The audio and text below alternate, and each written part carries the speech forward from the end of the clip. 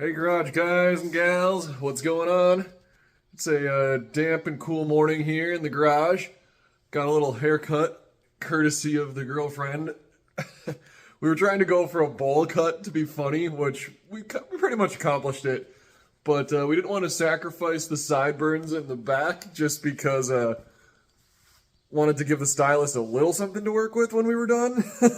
So we didn't shave it, but it was fun in any case. But I'm back in the garage this morning because I'm waiting on bolts and then my fly cutters for the pistons. But I realized in the meantime, I can put my monster flywheel and, that's so hard in reverse, flywheel and clutch on my motor. So I'm going to put it on the hoist so I can get access to the rear cover, because I still have to put my dog bone in. There you can see it sitting there. That's the new aluminum one, billet with O-rings from Improved Racing, plus the rear cover and seal. That goes on the motor. And then that goes on as well. And then that. So I'm going to pop this on the hoist so I can get access to that right there. Put this on, put a little RTV on the corners, and torque it down. These bolts go to, or the bottom ones go first to 105 inch-pounds, I think, after these ones are snug. And then once those ones are torqued to that like 105 inch-pounds, it's like 5 or 6 foot-pounds. Not very much. Actually, no, that's like 8 foot-pounds, but still, not very much. And all these ones go to 18 foot-pounds, which is the standard for all those cap head bolts. Then I'll lift it off, and I can start putting these on. The flywheel bolts, these will go on and get the red Loctite, and they go to 80 foot-pounds in 3 stages in a crisscross star pattern. And then my twin disc, yeah, check that out. That will go in here. Nice clean plate there.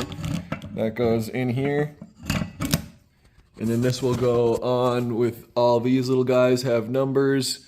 And you can see these are numbered. And this is numbered as well. There's a 2 on that one and a 1 there. So everything gets lined up and balanced accordingly. So the bolts line up with the crank, and then that little divot will fit over that little divot, so we know everything is where it's supposed to be. So I'm going to go ahead and get that done, and I think that's probably all I'll be doing today. And yeah, I'll keep you guys posted. So that'll be the back end of our LS6 build. This is LS6 assembly part 2. Sweet. Oh yeah, front's on already.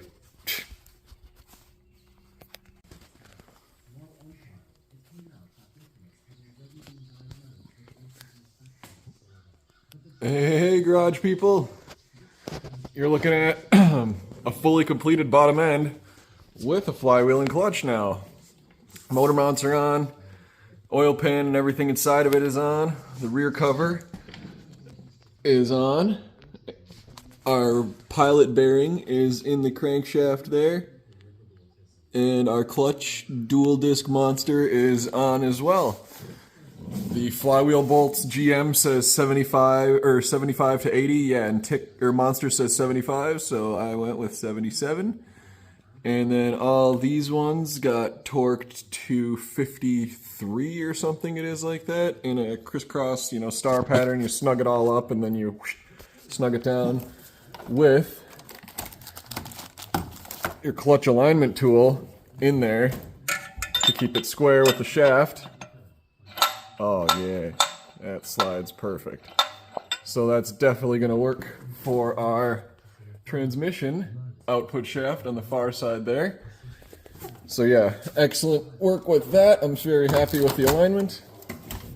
So now, this is ready to sit until we get our fly cutters. If we look right there, little mark there, little mark there, bigger marks there. I don't know what happened with that. But our fly cutters are on the way. We're going to cut these pistons to fit our cam with our milled heads and our high compression. So we'll be good to go. Front cover's on with the timing gear inside and the oil pump with the sump on down into our pan. It is secured right in here with our improved racing little stud holder. Got our other motor mount on this side, oil level sensor in there ready to rock. Crank position sensor is there. We got the oil pressure sender and the cam position sensor right there. The knocks will go in there. I'll grab those out and put those in there as well. That'll be done. And yeah, then I'm gonna put this back on the stand because the stand will fit around the clutch. So then I can wheel that back over there because the heads will need to go on. And obviously I can't do that when it's hanging here from these bolts. So I'm gonna get that put away and get those knock sensors screwed into their bosses there. And we'll get this back on the stand. And next time you see me, I will definitely have my head bolts because they're scheduled for delivery today. But before I use them, I need to cut these pistons. And so we're gonna go do that once the cutters come in. And then it'll be heads on, torque them down with the new gaskets, and this motor will literally be done with our rockers and push rods here once we get those in. And obviously the valve springs, which are currently out of the heads because I'm gonna have to use the heads to cut the valve or the pistons. And the awesome dude I talked to who sells the tool to do it, I can't remember his name, but I'll highlight him in the video because he's awesome. He's like, yeah, in 30 years of selling these things, I've never had someone ruin their guides with the tools. So people say to use a spare set of heads, but then they're different from the ones you're going to use. And so I got this exact same ones with the valve size that I'm running. And so it'll cut some notches in these pistons perfectly. I don't need to make them super deep, maybe 30 thousandths. And because the gap is closest when the piston is chasing the valve up the cylinder. And so I just got to free up a little bit of space for that, and then the duration of the cam takes care of the rest. So I'm going to do that, and I'm going to research. Like I said, I think I need to go about 30 thou for the pockets on each of them, and then soften, smooth out the soft or the rough edges. But I'm going to research that just in case I ever want to put a monster cam in this thing someday. I have that ability. So all in all, definitely not disappointed. It'll just take one step longer, but everything is coming together. Got my new lifter from Melling finally installed in the bucket and everything's torqued, so this is done. This is done now. These are ready to install when the pistons are ready, and this new seal is installed right here, and I've got everything else sitting here ready to go. So including my trans fluid over there, my brake-in oil, my filters, my brake fluid, power steering fluid, all that stuff. So a new set of oil, nitrous bottle, all the wiring harnesses, and the Lingenfelter harness is up there too, so that'll have to get wired in. But yeah, we're coming together, slow but sure. Yep, I'm gonna put this back on the stand and head to work. So I will see you guys later. Tune in.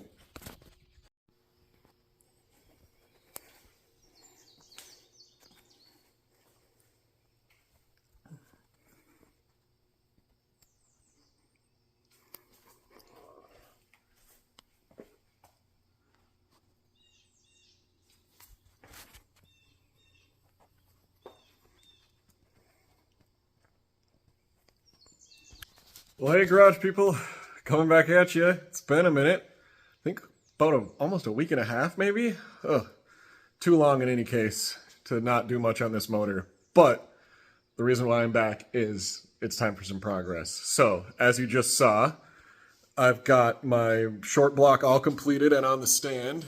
The clutch and flywheel are on and torqued, and the bell housing is on.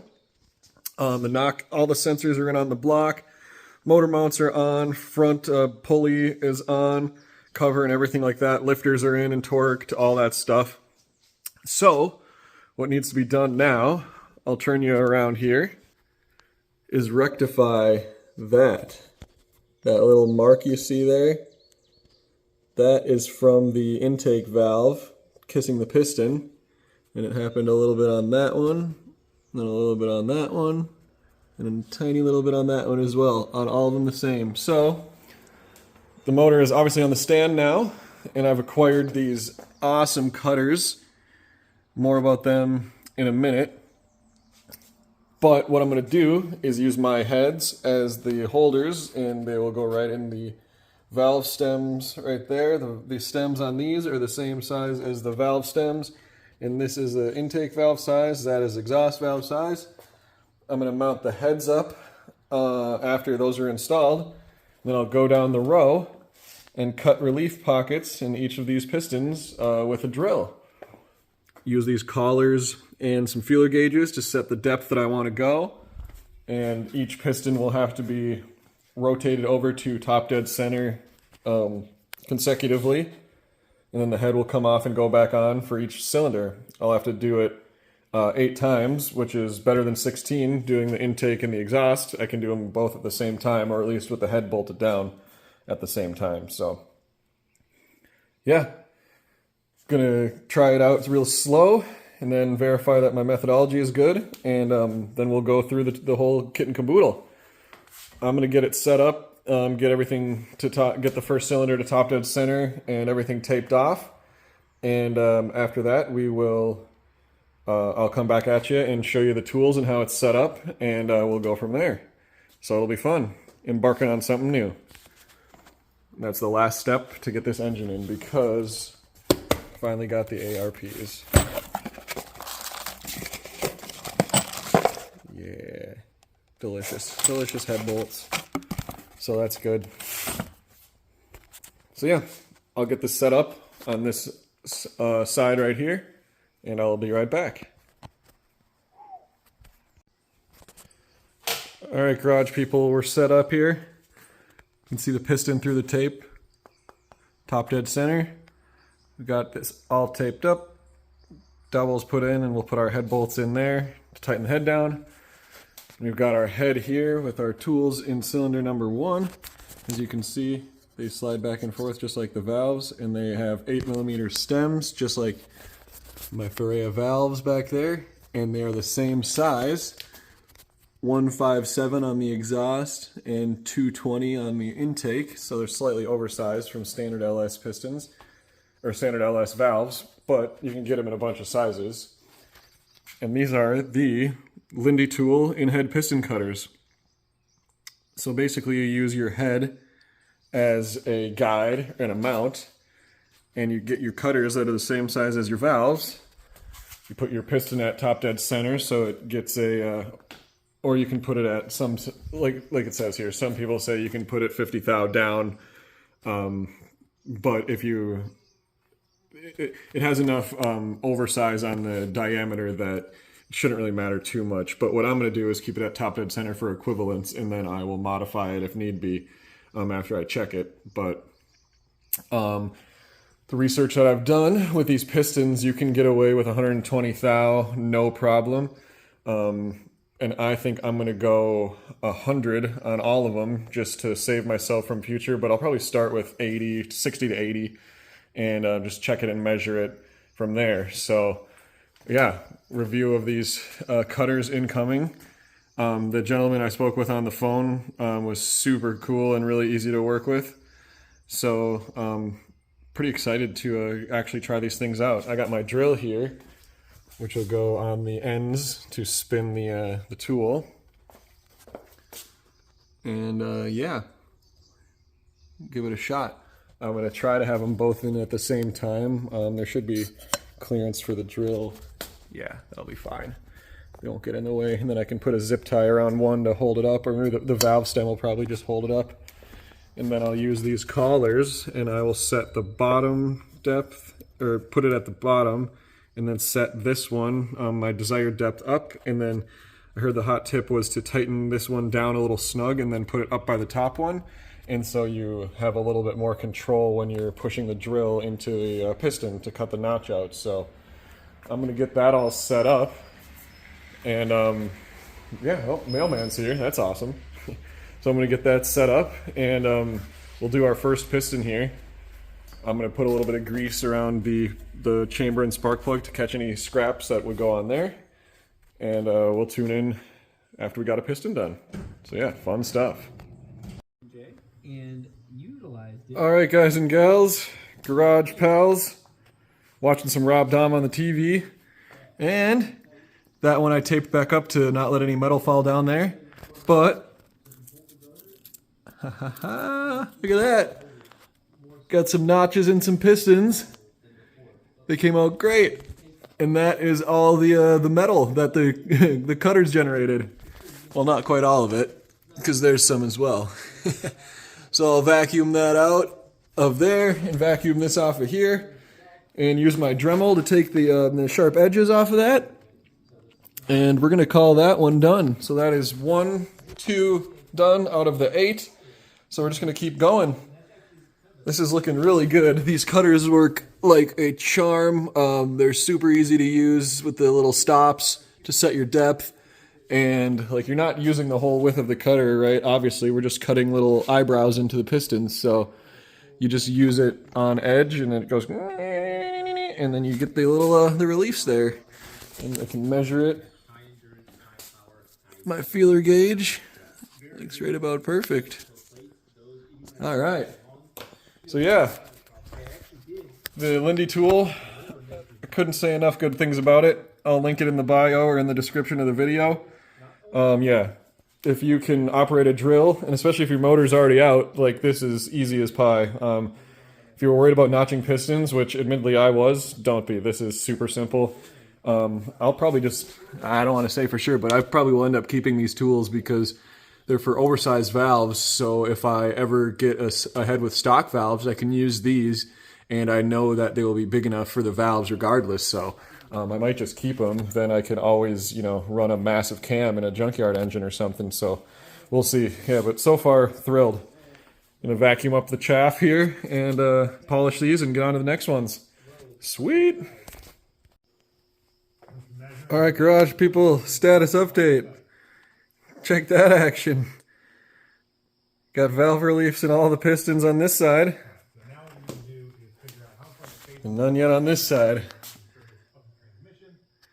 Halfway. So yeah, everything's great. Got Tony Angelo on the TV. I got the inspiration for the second half right here. So we're gonna rotate this engine up and tape up this side. Start at the front and top dead center and work our way back. Same thing as last time, just flipped over. I got better as I went. Not that it was too hard, but the cutters work great. The intake seems to have a little bit more chatter. I think it's just because it's bigger, but the exhaust just cuts like butter every time. Measuring with this little gauge, I've been using that to set my depth. It's 105 thou actually. And yeah, I'll have to do a final clean of these ports and stuff on the head to make sure all the metal flakes are out when I'm done, and then I can reassemble them with the valves and the springs and the keepers and the retainers, and then they'll be ready to install with the new head gaskets back there. So yeah, one side, one bank away, and then I'll be done with these cutters that I was waiting for. So what I've been doing is cutting them all to the depth that I want, and which I set with these little collars. And then I rigged up a little thing here on the end of my Dremel with a cartridge wheel, and it puts it so the little nut or the little screw in the end of the Dremel isn't sticking out and protruding proud of the end. And so then I can polish inside of the little domey or the little half moons here. So got focus. There we go. So yeah, they're probably not quite the same, but they're all very close. So it'll be good enough for government work. But yeah, I'm really stoked at how that came out. It was super easy to do. If I would have known that, I don't know, I maybe would have got the stage 4 cam originally instead of the stage 3, just because I was like, nope, I don't want to fly cut pistons, but you know, it's really not that hard. So cool, very good. I'll come back at you guys when that side's done. That might be where I end for tonight, because after that I got to clean these and then reassemble them. Then I can verify the clearance with the clay on one of the cylinders, and after that's good, then it's full steam ahead with the rest of the assembly, which is basically just the heads on this. And then the intakes will get taped up, and then that'll go, maybe I'll put the water pump on as well, but then that'll go onto the subframe, and then the trans will go on the back. So we're, oh, I gotta put my little window on right here too. So yeah, getting pretty close to actually doing some things now that I was able to make the changes that I need to make. So pretty happy about that. Yeah, we're gonna hit the play button and continue on with this bad boy. Aren't we, Tony? Yeah. All right, garage people. It's getting dark out. I've got the odd side and the even side all done. Look at that. Pretty maids all in a row. So, next part is I gotta re-clean out these chambers just to get all the metal flakes out of them, which I already wiped them down really good, but there's still some in there. So I'll clean these heads again real nice and reassemble them with the valves, and then we'll check clearance just to be sure we're where we want to be, even though that's about as deep as I want to go. So yeah, 100, 105 thou on each one. Supposedly they're safe to way over 120, so I'm not worried. They came out real nice. The Lindy Tools were perfect. They're just excellent stuff. Already packed them back in here for safekeeping. But yeah, couldn't say enough good things about those. They worked great. So yeah, probably gonna wake up early tomorrow morning and assemble some heads.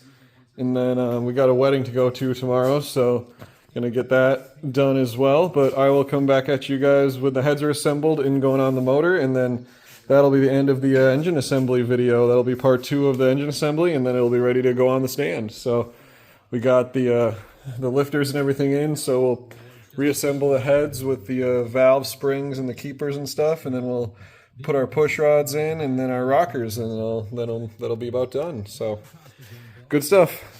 See you later. Oh, before I go, yeah. That was a big part, big hurdle. Never done that before. Worked out really well, super easy. Would definitely do it again. Big cams all the way.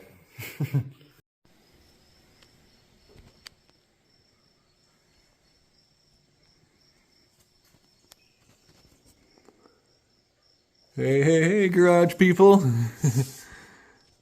Let's see if I can't get a better focus. There we go. What you're looking at currently is the reason why I back cut or pocket cut, fly cut the notches on these valves. That was the intake side. This is the exhaust. You can see the flat spot in the center there and the impression that the valve left.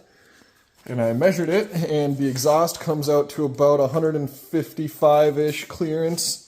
155 thou on those pockets, and the intake comes out to about a little over 100, 105, maybe 110. So that plus the 40 thousandths head gasket especially is going to be right about perfect. We cleared up the kind of to the about a little bit bigger than the minimum you'd want, but about the minimum you'd want, all things considered. So we definitely would be able to run a bigger cam if we so desired, but at the same time, like, this is definitely going to do us just fine. We've got loads of clearance. If we wanted to put on a thicker head gasket instead of our high compression 40 thickness, if we wanted to run a 52, that would free up things even more. So chances are, if I were to go with a bigger cam, I would do that anyway, just to give myself a little bit of wiggle room with compression and blah, blah, blah. But regardless, this is setting us up perfect. You can see the little cross sections there. Let's see that one. That's the exhaust, and that skinnier one is the intake. So yeah, that went great. Only thing left to do now for the engine build is peel off the clay. I'm going to clean the top of this piston there. All the rest of them are oiled down. And then I'm going to lube up the top of the lifters, lube up my push rods, and lube up the top of the lifters just because they're easier to get at when the head's off. And then I will install my head gasket and my heads and install the new hardware, that we've got sitting right here, which will be super beautiful. And then we'll put the heads on and then lube up the push rods, put those on, and then lube up the valve tips and the rockers and put those on. And then we will go under here and grab our valve covers and put those on. And that will be the end of motor assembly. We will have ourselves a complete LS1/LX6 hybrid. And I'm going to call it an LS6 because that's what the block is. So yeah, it's going to have LS1 heads, but they are fully ported, so they're better than LS6 heads anyway. So it's an LS6 to me, and it should be to you guys as well. Nah, you don't need me telling you what to do. But anyway, I'm going to slap that stuff back on here and get everything torqued up, and I will come at you guys with the last little sliver of this installment in the series when the engine is complete. Yeah, that'll be very exciting. It'll be a long time coming, so I'm very glad that my valves are fitting with my new pistons and my cam, and yeah, we're going to rock and roll, so really stoked. See you guys shortly. All right, garage people, far and wide, near and close, and all in betweens.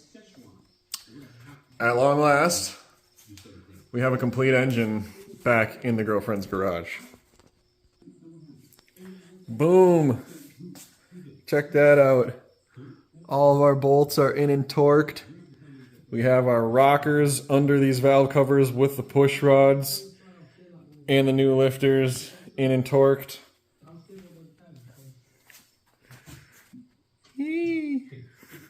Everything is taped up, and this motor is done. I got the little plate like right here that I got to install, a little plastic guard which is sitting up there, and yeah, then it is ready to go on the subframe, which is under here, and then the transmission can go on, and that's back here. So yeah, this went together real nice. After I got done with my pistons being notched, I checked them out like you saw, and everything measured out super well. So I was happy with that.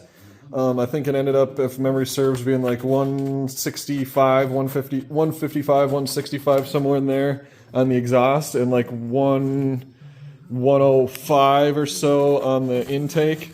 And then you put the head gasket on top of that. So that was all measured without the head gasket, and obviously it has a head gasket in there now. So got to add 40 thou to that. So we are sitting really pretty. I was gonna CC the heads and the intakes when I had them off, but I got a little bit ahead of myself, and I installed everything, and now they're on, and it's whatever. I'm as far as I know, the heads are 62.67 cc's, and so with the little now reliefs in the pistons, they should be right at 11:1 compression ratio, and this still has that tune for the 93 octane, so it's still 346 cubes, so it should be good to go there. Yeah, that's a pretty positive thing there. So that's our assembly on an LS1/LS6. I mean, it's an LS6, all right. Don't let anyone tell you otherwise. With new pistons and reused rods and crank and all new bearings, gaskets, and my sweet TEA 241 heads. So yeah, on to the next thing. I'm gonna get this consolidated and posted, and we will get the engine on the hoist and then back onto the subframe, and then the intake and the exhaust and the accessories can start going on. So yeah, fun stuff. See you next time. Sweet.